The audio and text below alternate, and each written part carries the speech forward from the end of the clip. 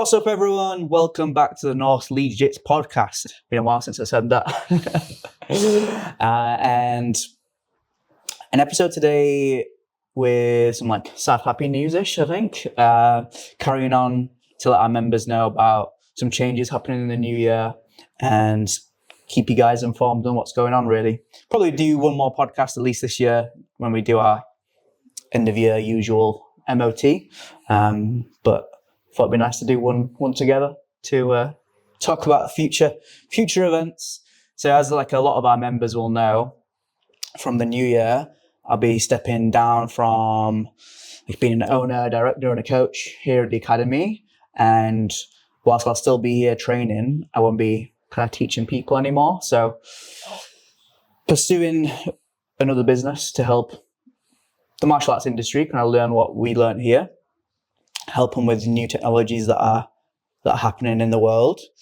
But just thought it'd be nice to talk about it a little bit. Do you think there's any questions that people have? No, we've got DPD just walked through the door. This is live, folks. Look, I think it's impromptu in some sense because, as we'll come to discuss, I'm sure, this was a surprise to me initially. It's of course something I wholeheartedly support in some sense because I want the best for you.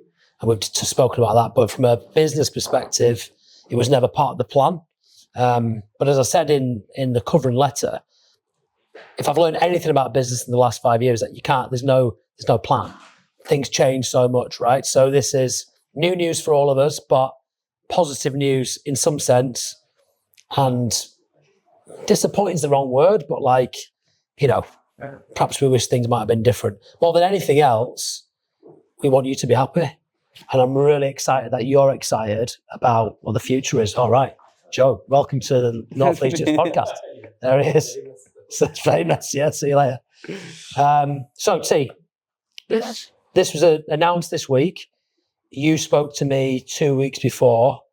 It wasn't part of the plan. We didn't know. We had a conversation before, didn't we, about you wanting to potentially pursue other things at the same time as being a part of GBRL, but you felt that wasn't kind of possible. Explain, if you can, kind of your thought process around your decision. Yeah, so for me, I'm a big believer in, probably because I struggle with it, is focus on one thing. And the more time I spent building this 36 Chambers, it's called, business, the more excited I got about it. It's like a momentum kind of effect. And then at the same time, GBRL is getting bigger, and we're 600-ish members at the moment, hitting these big 5-year milestones. Team's bigger. Feels like I'm kind of needed a lot less here. So I had these two contrasting things. One aspect of it was, man, I feel like if I focus some on 36 Chambers and some on GBRL, I'm probably just giving half a heart to each and probably can't get the best out of either. And then on top of that, I'm well, this is the scarier one. I could ride out GBRL till I'm 65 and have a retirement and whatever, but I just feel like there's so much more challenge out there that I could pursue over here with 36 Chambers and just kind of go out and see what I can do.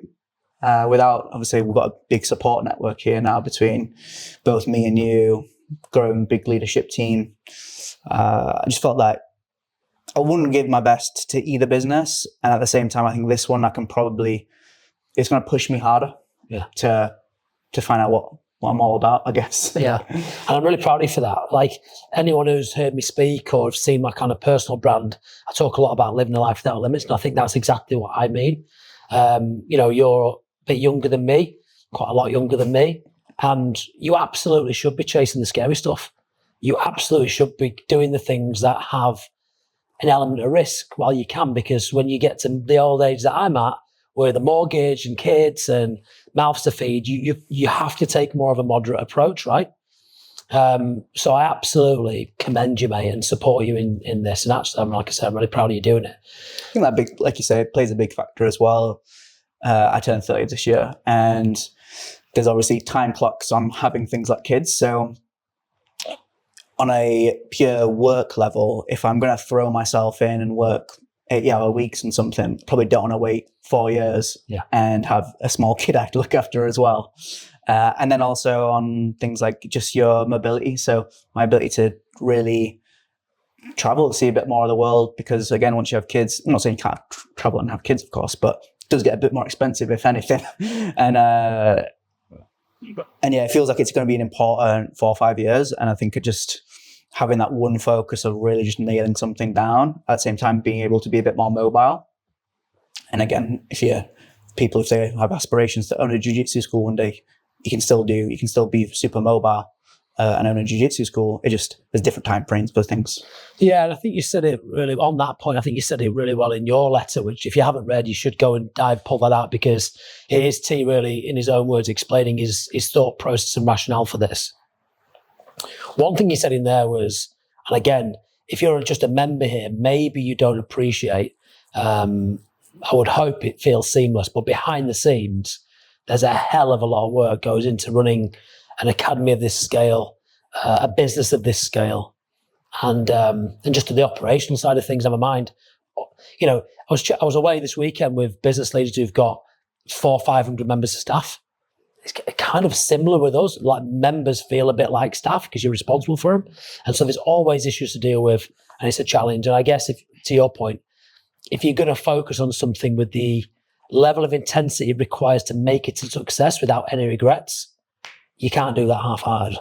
I think so. It's a really important point. The back end to make an hour for 1 hour of class that someone goes to, like the back end operations to make that happen, is insane.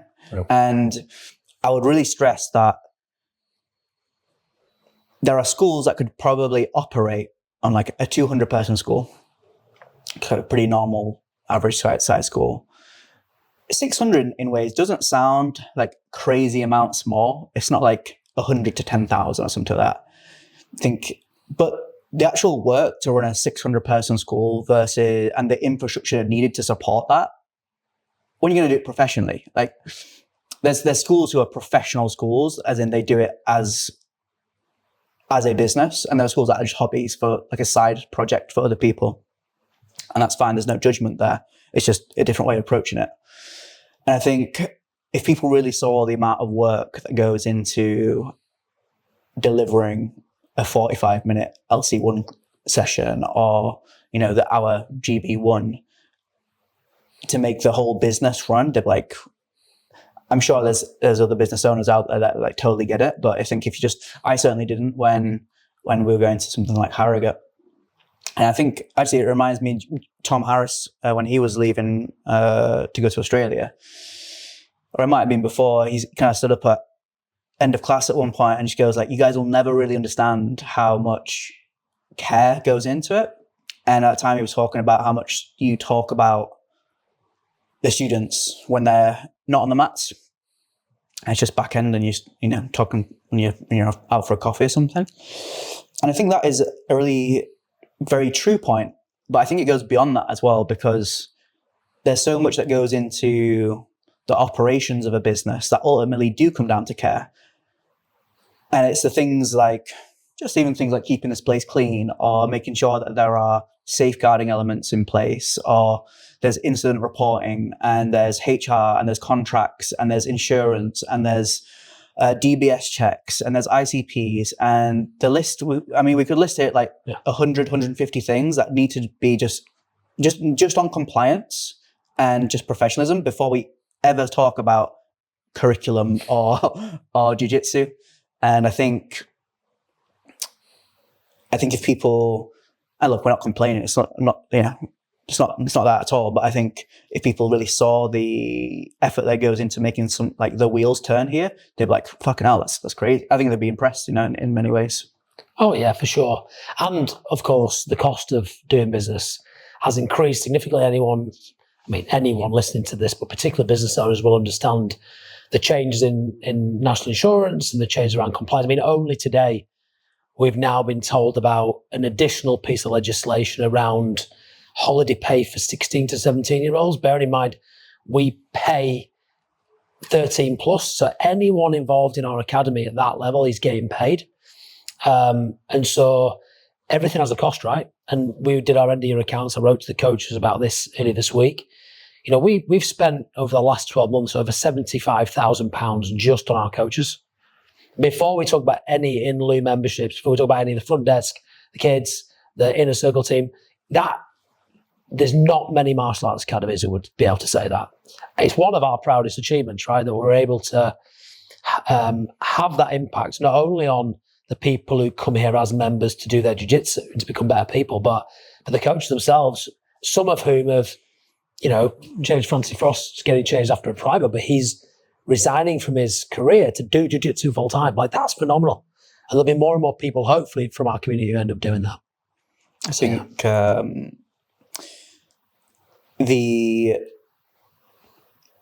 metrics on it as well is, like you say, businesses is tough, and especially when you look at the UK, I think it's quite tough on businesses as it is. You go and pay your VAT, you're going to pay corporation tax, then you try and take some money for yourself, you're going to pay dividend tax. It's like, by the time you've try and reinvest into the business a little bit, try and pay your staff well, it's like, fuck, there isn't actually, like, I'm sure many people do the napkin math here, and they probably go 600 times 125.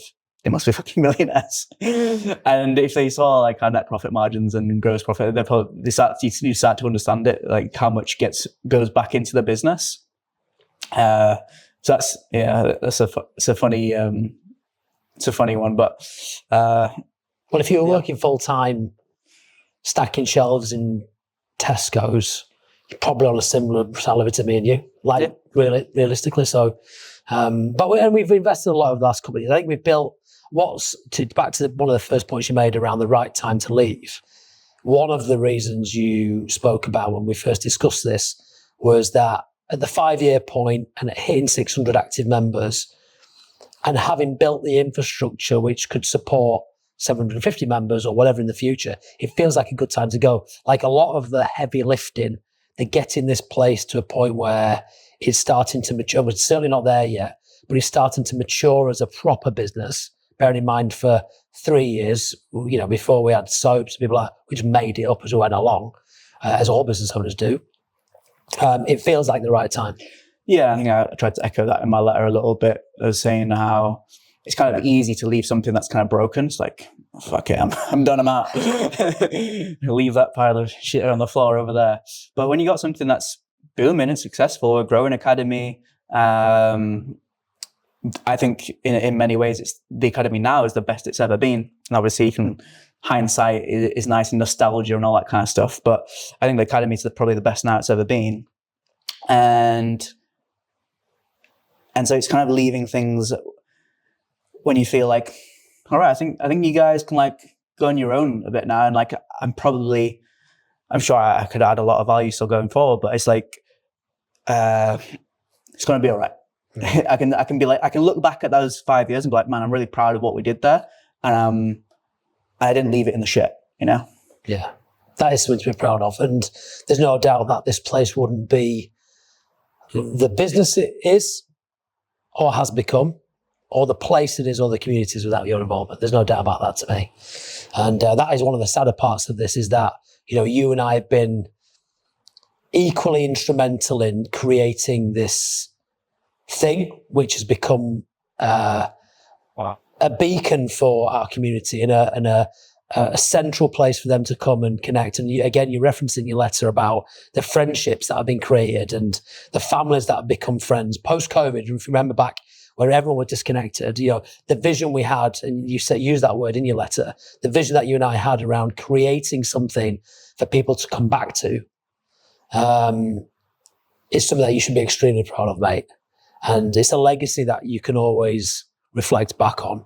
We'll come on to 36 Chambers in a minute, because I want to give you an opportunity to tell everyone about that, because it is exciting.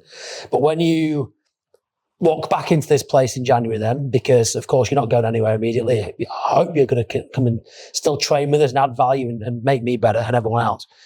What's that going to feel like, do you think? What's it going to be like? Is it going to be difficult? Is it going to be easy? You'll be knocking on the door because you want to say keys. I know. I'll be like, get off. I'm putting all my complaints into the MOT. Like, what's going on? No, I think it's obviously a change in dynamics, and I think in some ways I'll probably have to be a little bit stern to protect myself in terms of I'll probably by nature just want to help people if they want to reach out and be like, hey, T, can you help me out with some membership related stuff? I'm like, no, you got to go speak to the people who are in the business. So there'll be that aspect. So I try and just reinforce that. On a coaching level, it won't really be my responsibility to coach. So I've kind of made it clear to the rest of the team that I didn't want to take on a class, even though it might only take up an hour of my time. But then on a personal, like how you see yourself level, if I continue to see myself as a coach, I'll continue to want to always give as much as me as possible. And I'm going into starting a new business where it needs as much of me as possible. And again, it would be a little bit like trying to give some of my time here and some in another way. So for sure, when I'm on the mats, hey, you need to get your grips a bit quicker, you need to get your angle a bit quicker, just like general help that any other member would give a member. But at the same time, I think I'll need to kind of, at least for a couple months, just have a little bit of a, hey guys, there is a new relationship we have. And it's more of a peer-to-peer relationship at that point. Yeah, but you're still a professor in jiu-jitsu. Like that, that follows you around the world. Like you're a black belt in jiu-jitsu, that says something, and you've got a level of knowledge and experience that is valuable and therefore ought to be shared. Yeah. I'm not saying you're going to ask me a question and put the middle finger up at the end. Still totally, I love sharing. I love coaching. One of my favorite things to do is like run a class. And when a class goes well, you get like a completely different kind of buzz than you get from anything else. And so for sure, going to miss that. But yeah, I'll still be here, still be training, still getting beaten up. Hopefully doing a few beatings. One or two. So yeah, I think different relationship to things. I think it'll be like a little growth kind of, tricky navigation, but I don't anticipate any problems really. It probably will feel odd. Yeah. Having been someone who's left something that I did and was my identity, and like, your identity at the moment is wrapped up in GBRL and it won't be. Yeah. Having spent time this weekend with Kev Sinfield, Jamie Jones Buchanan, they speak about not wanting to be known as rugby players, even though they spent half their life doing it. And you will always be a black belt in jiu-jitsu, but your identity won't be intrinsically linked to GBRL, and that will feel odd. And then it will feel quite liberating, I think. And that's great. Tell us about 36 Chambers then. So this is the thing you're going to go on to pursue. And again, I think it's brilliant. I hope I articulated it well enough in my covering letter, our covering letter, when I say that I'm really excited about this for you and for what you're doing. If you could sum it up in a couple of minutes, what is it? What's it designed to do? So I guess the hook is, although I think it's the 20 over the 80-20, is there's a lot of cool technology coming out in AI and automations that can deal with a lot of the admin work that we face here. And it can increase the operational capacity of a business, huge amounts. And then, but the real, I think, value will be provided in the coaching for school owners, because just like us 5 years ago, like you're martial artists, you spent 20 years of your life dedicated to honing your craft. No one's telling you how quickly you should contact a lead. Like, no one's telling you how many times. What's a lead? Yeah, what a lead is, or what an engaged lead is, or how to run a nurture campaign, or what your churn percentage should be, what you need to aim for like your LTV. So, or just how to track kind of basic KPIs. But these are really important things to run a martial arts school or any service-based business. Frosty, should dive on through. Coach Frosty, everyone. So, yeah, coaching martial arts school owners to get a better grasp on that while saving them most, like, you know, when you're opening a martial arts school, it's like you're fighting fires every day. There's no time to like grow the business. Let's talk about strategy. It's shit, something's gone wrong. Well, we didn't do strategy here until about a year ago. Yeah. And so is buying back a lot of time, potentially meaning that you might not even need to, you know, maybe when you get to the point where you would otherwise hire like a second PD, it's probably maybe not needed because a lot of the tasks are better done through AI. Hopefully even an improvement in customer service because they can get responses immediately and won't have to wait for the school owner or the PD to be back on shift to open up their phone and get back to them on things. So I anticipate more efficient service business, and this will probably go for service businesses across the board, and whether you're booking into your dentist or whatever, much more efficient, less need for staff. And for the coaching side of things will be to improve the things that are the levers in the business. So like we talk about generally for martial arts school is your churn, how many people you sign up, and churn is like the number of people that are leaving, number of people you sign up, and how valuable those people are. So helping school owners do all that. Obviously, whilst it would work for any service business, the domain authority we've built here, and we go to places like the World Summit or summer camps, and people are generally quite excited to talk to either of us. Just be like, how the fuck do you do it? Not me. Yeah. people are like really excited to hear like GBRL, and we built quite a brand within Gracie Baja about being a very good, big, well-built school. So it's kind of piggybacking off of that, using that domain authority to kind of continue that trajectory. Yeah, it is exciting. It's also really interesting to me because there's this kind of like juxtaposition really in jiu-jitsu, I think. From a business point of view, what you say is absolutely true. And we've benefited massively from your insatiable appetite to learn those things because it's helped us grow, right? And that's fantastic. And all martial arts businesses, all businesses are going to have to leverage the fuck out of AI because that is going to be the future, right? Having said that, I do think jiu-jitsu, the product, is at the very beginning of people understanding its true value because of those things. Yeah. So the more disconnected we become as individuals because we can speak to something immediately, which will give us probably a better response, which is AI, the more we're going to need real human connection, and jiu-jitsu can offer that. And also, you know, you couple that with the fact that the world is a much more unstable place, and there's wars very close to home, there's marches and nationalism everywhere, and that threat and that uncertainty, again, people are going to want to feel more safe. They're going to want to feel like they can protect themselves. They're going to want the children to at least have an idea of what self-defense is. So when I think about jiu-jitsu in the future, I see it actually becoming a much more valuable commodity.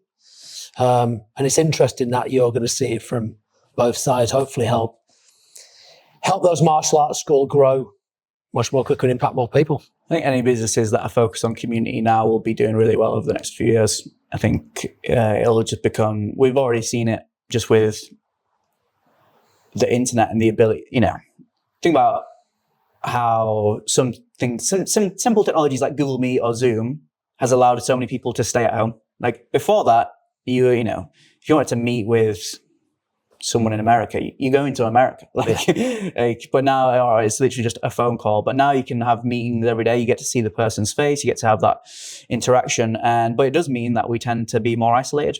And that's just one piece of technology. And now we're in this probably a bit of an AI bubble, really, and it'll probably eat itself a little bit, especially in the next few years. But community, I think, will just become more and more important to people because sadly, in some ways, we'll become more isolated. But hopefully that will get us over the tipping point where we're like, fuck, actually looking, just like people search for fitness, for self-defense, for whatever it is. And you'll find more people generally searching for like, what can I be a part of? Like, what groups can I be a part of that and it might not even just be like martial arts is a fantastic one, but people will be looking for like, I want to get into the Dungeons and Dragons group. I know you're not a big Dungeons and Dragons, but I know there's a few Dungeons and Dragons fans here. But you know, there'll be, I think more and more people are going to be searching for groups I think jiu-jitsu is going to be, and martial arts in general, will be fantastic business for the coming years, providing enough people stay in jobs. We don't all lose our jobs to AI. Yeah, I don't think we will. Cool. I mean, coupled with that, I suppose it's worth just touching on the future once you've gone. And I think I, again, spoke about this recently with the coaches. So I have an aspiration on that very point to impact more people in Leeds through jiu-jitsu, so to grow more schools and to provide our students with an opportunity to, become school owners and to be connected to this place and to Gracie Barra, but to do it across Leeds. So that's really exciting, and I'm excited about that next part of the journey. And perhaps there'll be something in the future where 36 Chambers and Gracie Barra Leeds are working together. Who knows? I mean, that'd be quite cool, wouldn't it? Does any reminiscing you want to do about the last 5 years? Reminiscing. I mean, it'd be easy to pick out some highlights, but I think I'd need to think more deeply about it, mate, because there's so many. Do you know one image that always, and it's a photograph that you took of me in this changing room, which is the same the only place we could eat lunch because it was jiffing freezing, and I'm stood on top of a step ladder on the top step. Yeah. No way you shouldn't be standing. No, with nothing to hold on to, because it's the only way I could kind of touch up this thing. And, that, and like where we're sat right now, I remember Matt Ogden, who owns Caroline's Hockey, came in one night and we were here before we put the carpet tiles down, and there were massive holes in the floor and we were trying to fix it. Like some of the proudest moments and some of the most fond moments was that really naive struggle before we even opened the doors. Like I know and the amount of work that we put into this place and what it was like when we walked in. I mean, this was the whole boxed off. It was bizarre, the derelict gym that this guy just left, to the point where we were getting members walking through the door mid-renovation going, where's the gym? And long after. Yeah. When I look back, I think there was a certain amount of naivety doing it. Some may say foolishness to try and build a community during lockdown, whenever it was lockdown. But having put the work in and built it, I mean, the proudest moment I always say, and it's probably worth saying once more, is that first winter gathering we did, I think it was, and we had 80 people in here and just stood back for a moment and just thought, man, most of you didn't even know each other. That's what I think. When I think about GBRR, I think about the people within it. And the fact that you and I have been able to create a place that people call home. And I think that's wonderful, mate. What about you? Yeah, I still think to some of those early days, because it's pivotal times, and even just like you say, when we had Sam Mural Miner come in to spray paint this one, and opening up and having that 72 founder members. I still kind of remember the posts we put out for that one, or just doing the podcast every week and got to speak to some amazing people. And that night when me, you and Cattle and Matt were here till 1, 2 a.m. Just doing a 4-hour podcast. We'd split it into 2. And I think we really, like I said it in the letter as well, I think we really did achieve what we set out to achieve, which, we put it on the website. I'm not sure if it's really on there now, but it's that not your typical martial arts academy. Yeah. And I think it's hard for people to remember back, and 5 years isn't a long time in I guess an industry level, but really there wasn't martial arts academies doing things like we were doing, so heavy on the content and the kind of content we were doing, and the professionalism of how we were running the place. It was really, it was garage type, industrial unit type gyms. And now you can look across the industry and see that, whether we were the pioneers of it or not, the industry certainly has trended that way. And I think we had a real impact on it. I think we really kind of led it on a lot of that things, and it showed, because there are very few purely jiu-jitsu schools that reach plus 500, 600 members in the world. Yeah, in the world. Yeah, maybe we'll never know the impact that we've had, and that's quite interesting to think around those new academies in London and elsewhere that people are raving about. every person we've had in here for a seminar, some of whom have come from overseas and big academies, all walked through the door and went, whoa, like, this is different. This feels different. I remember Kendall Rush say that to me, like, this place just feels different. Mm-hmm. I think it's everything we did. Like, I mean, it kind of made it in apparently the letter around the, see that? What was that? Show you afterwards. The cleanliness of the academy. We were saying that, like, why are the mats worn out so quickly? We clean these mats 3 times a day, every day. Like, and, you know, with strong, like, chemicals.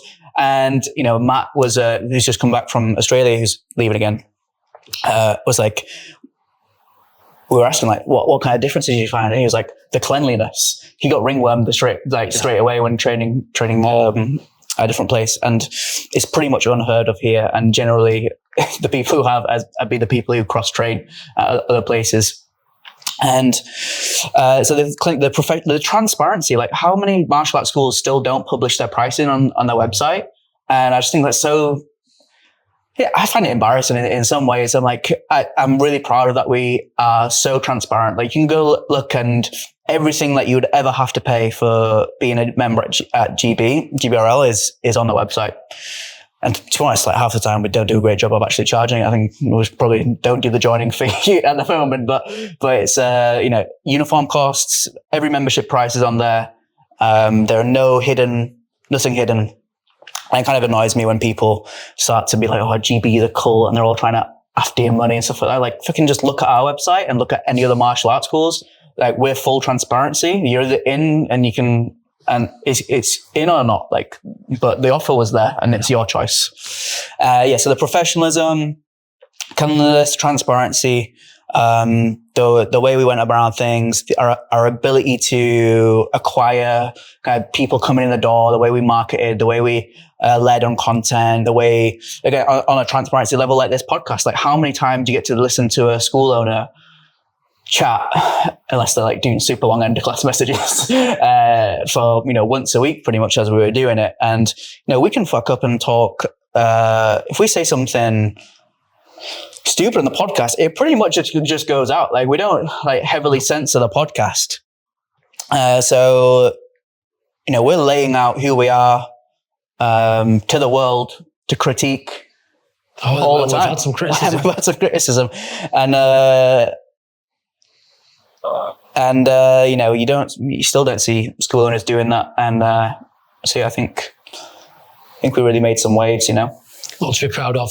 And we talk about the impact of the student on the students, the members, and everything else, and the coaches. But I'm just talking about the cleanliness there. Like, again, that broader impact that we've been able to have in such a short amount of time. I'll take Alberto, our cleaning legend, as an example. I remember, were you there when they pulled up outside, Jose and Alberto, for the first time? These 2 dudes in the class. Seemed sketchy at first. Sketchy. They were like, "Gee, your windows cleaned?" I was like, "Not sure."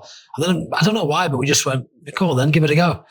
Did the windows, seemed like nice guys. And now Alberto's worked for us, you know, full time, pretty much, every day, every 6 days a week for years, and gets paid, well, a lot of money because he's so good. And he always says every day, this house is my house. Mm-hmm. He treats it like with such care, and you can tell. And everything gets done beautifully every single day. And that's huge, because we've given that guy, we're putting food on the table of all these people. Mm-hmm. And I'm really, really proud of that, man. The haters will keep hating, I think, in the large part, because we have been so successful. And you don't punch down, do you? Very rare will you ever see in any industry someone who's big and has done it be like, oh, this guy that's coming up is shit. They don't know what they're on about. Pretty much it only goes, oh, that guy ahead of me doesn't know what they're talking about. So, you know, it speaks volumes in that sense, I think. Yeah. The one point we kind of glossed over, but I am really proud of, you know, when we say like people have made best friends, like I'm talking about me too. Like, like me, Danny, Ali, and Ricky Lamb got to go like travel to America together. Tom Broughton and Rob Salveson met here, and they've been off to like Spain or wherever together. You met your girlfriend here. My girlfriend here. You know, relationships have formed here. Babies have been like born. Don't say conceived. Not conceived here. No, and And I think that's an amazing thing. You know, lots of kids have met their best friend. I think it's like even like Joey, Ali, and Harry Lamb. You know, they're like little best mates, inseparable. And there's tons of little, you know, play dates that have happened because people have met here and got along. There have been kids who literally have come to me and said we're nemesises from school, and they've made friends. People who've getting bullied, and they're the same kids being in the class, and they've managed to settle it here. The impact is insane because if you think about if we just impacted, you know, the 600 people who are currently members, and there's been, you know, hundreds of other members who are no longer currently members, and they've impacted through the positive energy that we've tried to put out, like 2 other people, quite quickly that starts to spread out to like hundreds and thousands of people, you know? Yeah. Yeah, it's phenomenal, mate. And, you know, it's a great mission, and it's one that I think will continue forever, and you'll do it. Perhaps have a larger impact by helping more and more martial arts businesses reach more and more people in the background, in the shadows, and certainly I'll try and do it through my kind of project as well. Is there any, obviously we'll do another podcast, this isn't the end, but I think it's been a great opportunity for us just to talk very in the moment about that message that went out this week. As I said, it was a surprise in some sense. It wasn't in another. More than anything else, I'm really proud of you for making the decision to take some risks, and you could have played it safe. And I respect anybody who lives a life without limits. I know you'll go on to even bigger, better things. I do hope you'll always reflect back positively on this place. And I do hope you'll continue to come and be on the mats with us, because, you know, jiu-jitsu is always going to be a part of your life, and this will always be home.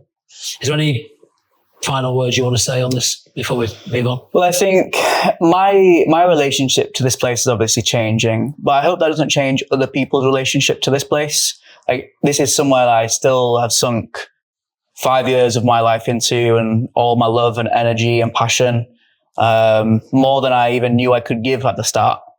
And there may be students who are like, well, T's like my guy, is my coach, or like, oh, it's, you know, a black belt and stuff. But even in my journeys, it's not about who's teaching you. I mean, especially by purple belt, you're probably just doing most of your own learning by yourself anyway.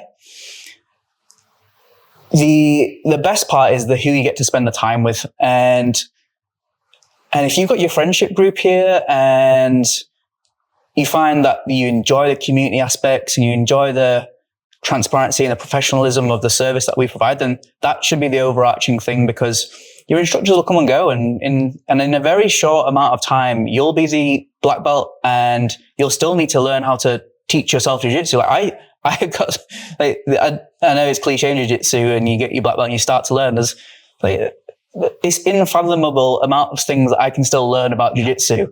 And I think, and it's hard to understand that when you're still going through your color belts, but you'll have to understand that I've had terrible black belt instructors who have, you know, I've been traveling and they just show you the move and they're on the phone.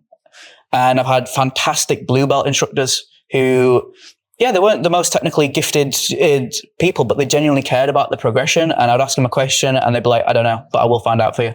And I think when you can see a coach for their ability to coach and not their belt level, that's one thing. And then the second thing is there's a big responsibility on yourself to take ownership of your own development. And really, I mean, it's maybe, I don't think paying £125 a month really even pays for the amount of support you get on a coaching level. I think that pays for the facilities, pays for the instruction, pays for the community events, pays for that kind of thing. Sure. If you want a real coach, like, so, you know, you've coached people, like the amount of care and love and support that goes into actually coaching someone, like £125 doesn't even like start to cut it. Like, if you know, any of our coaches have ever gone to support in a competition, ever messaged you after class, ever sent you a little bit of content afterwards, ever went out for a coffee with you, ever done anything outside of literally just the hour that you are on and off the mats, like that is like a level of support that is invaluable. And I guess I'm kind of hitting a few different points here, but I just say that the best parts of jiu-jitsu aren't necessarily who's on the mat giving you the jiu-jitsu. It's all the other things that go around it. And I hope people can remember that. And yeah. Well, you've certainly helped create that environment, mate. And you should and rightfully will be missed and extremely proud of what you've done. We're going to make sure that this chapter of GBRL is closed, the wrong word. The door is put to properly. So on the 13th of December, Professor Victor's flying in, going to teach seminars for all the kids and the adults as well. And that'll be your last winter gathering. There'll be some big promotions there as well, which is exciting that obviously Professor T wants to be a part of. And then we've just hired the whole of the big olive branch downstairs for a number of hours in the afternoon. We're going to put food on for everybody, so we'll cover the cost of that. And we want to see that as a celebration, not only of the work that you've put in as students and to be recognised for your own achievements and to be part of that community, but also as a really fitting send-off for you. And so it's a kind of GBRL winter gathering / celebration of Professor T. And we're going to have, hopefully, if we can make it happen, I'm sure we can, really beautiful images and videos on those big screens in the Olive Branch, cataloguing the last 5 years of our time here. And it's an opportunity for you and your family to come and say thank you to this guy for everything that he's done for you, for our community and beyond. So lots happened before then. We've got the fireworks night, which we've now agreed a 3-year headline sponsorship deal with, because again, we want to support our community more. There's loads of events, there's masterclasses, there's coaching workshops, there's Champions Party night, there's all sorts of stuff, holiday camps. But December the 13th, make sure you are there. Dude, love you, man. I'm so proud of you. And thank you for everything.